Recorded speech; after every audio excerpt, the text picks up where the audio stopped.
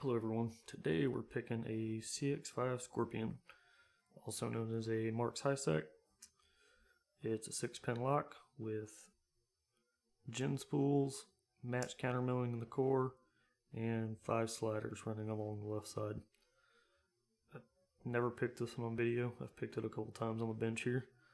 Well, let's see what I can do.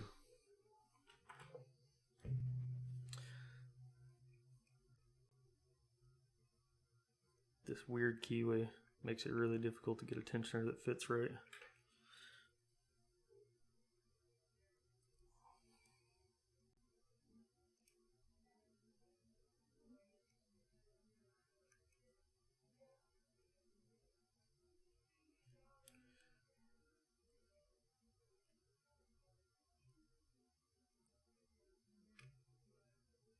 Little movement on 5.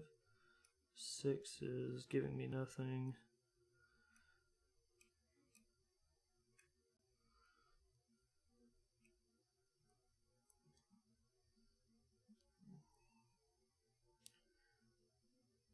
Let's see.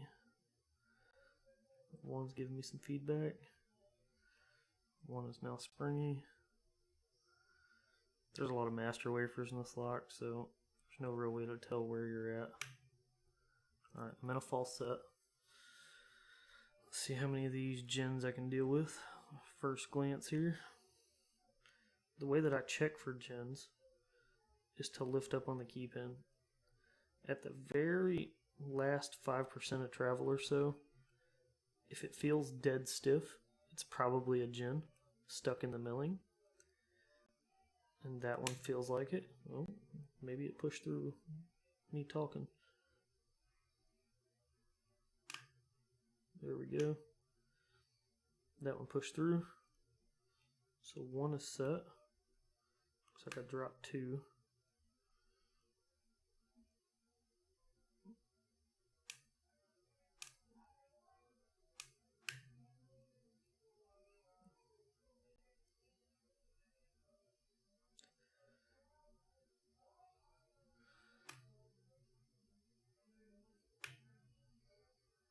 Four give me a false set.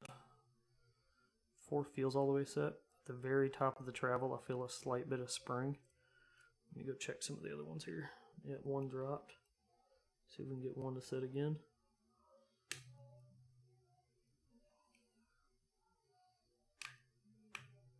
Alright, 1 set, I dropped something. I'm messing up the order here.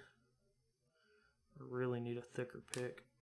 This wide keyway doesn't make a good fit for the 18 thousandths.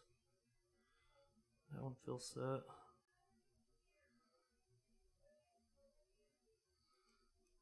5 is very stiff.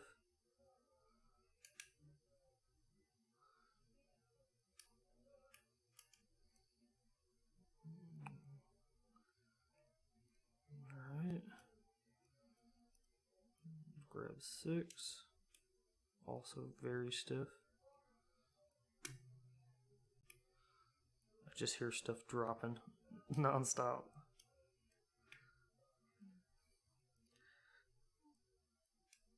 I'm expecting a false set when I get all these out of their milling. I'm trying to just eyeball how deep of a false set it is. Hopefully I'll be able to tell the difference between a gin false set and an actual set. Alright, 6 feels set.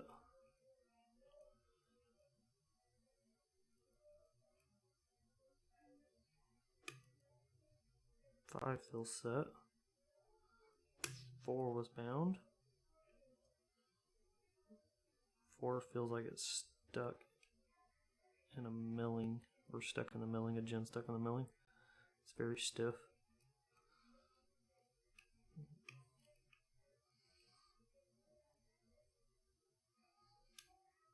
4 might be set.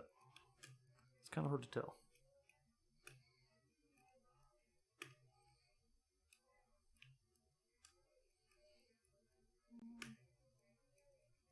6 feels set. I got a slight bit of a false set. It wasn't very deep. Makes me think I'm stuck in another gin spool somewhere. 3. Yeah, 3's giving me a little counter rotation.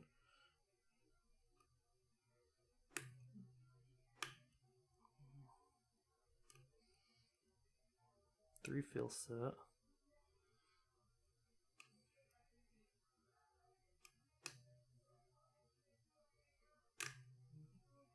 Just got 2. I dropped something in the process though. What was it? 3.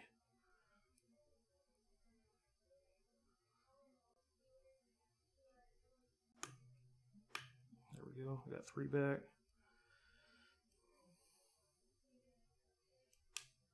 And let's check 1.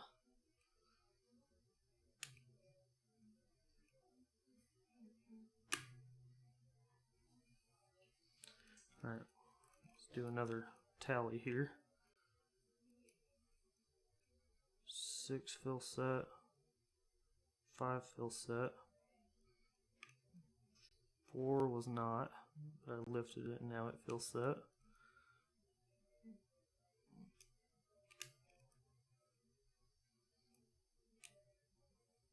3 fill set. Let's try 2. No, I'm on 1. I lost count somewhere.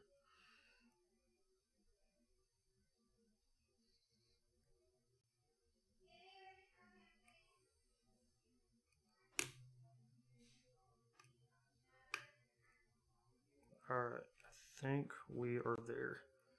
Double check everything, make sure I didn't drop something. We should be on the sidebar now.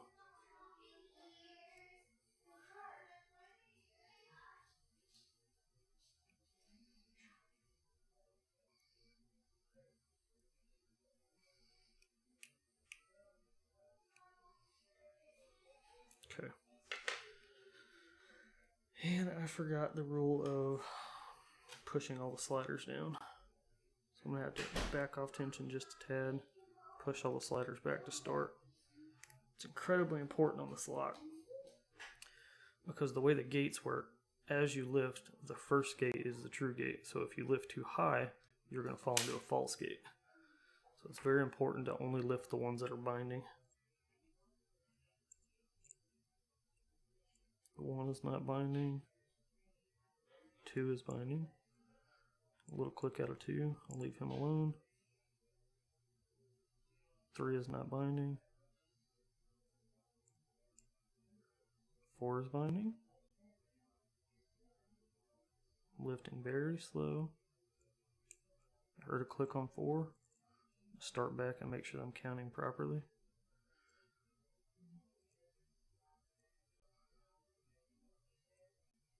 3, 4, feels like it's good.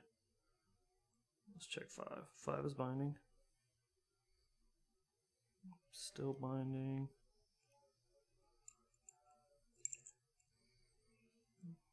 Check them again. Alright, 1 feels good.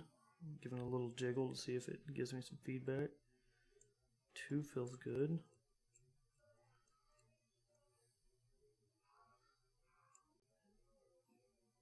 3 feels good. And the lock is open. Let's get it zoomed out, get set up, and get it gutted. Oh, wrong way. There we go. We use our fancy brass digs tray today.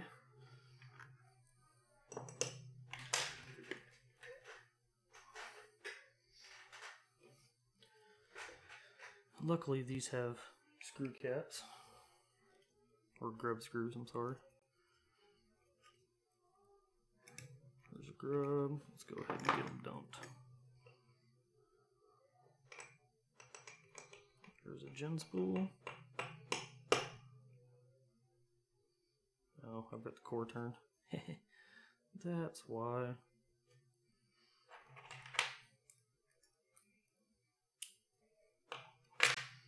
Couldn't figure out why the key pin wasn't coming out. There we go, key pin.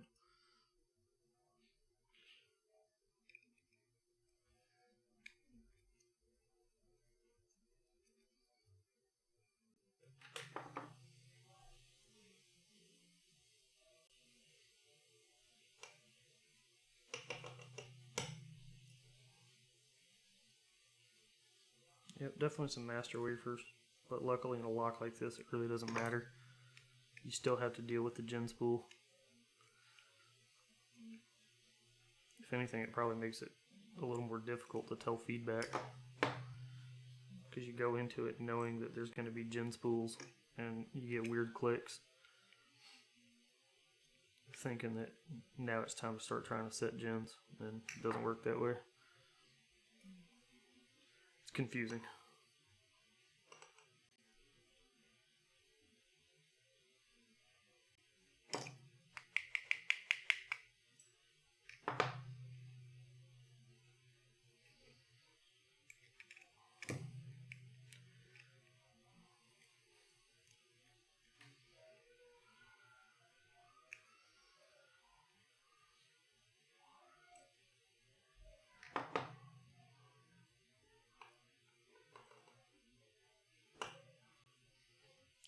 This little brass tray is definitely going to become one of my favorites. It's possibly the most efficient use of space. It doesn't take up much desk space. If you like it, digbylockandtool.com. Diggs, one of the guys over at LPU, makes these in his garage. He bought a milling machine and has started making trays. Go check it out. He makes some cool stuff.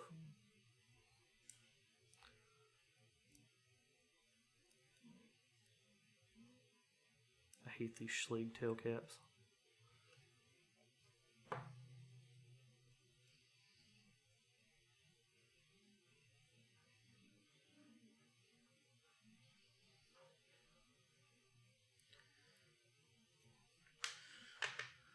Let's get some stuff organized for the final beauty shot.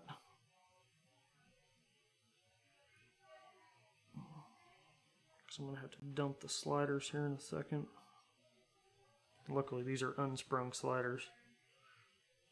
I'm going to use the key to gut it just because I have it.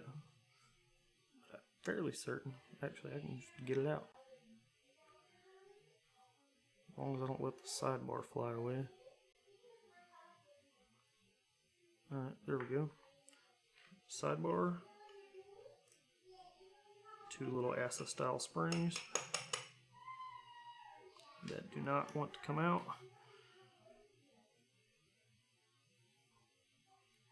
And of course, the tip of my pick is magnetic.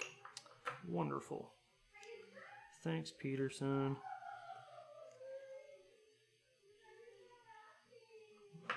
Second sidebar spring. Now let's gut these in order. Fairly certain you can only put them out one way.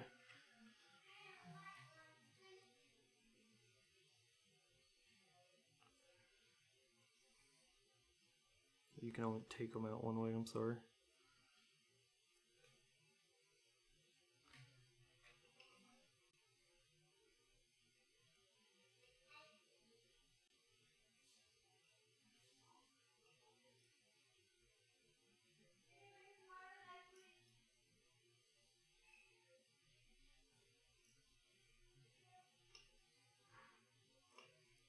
There we go. All gutted. Try to flip these over so we can see the gates. There we go.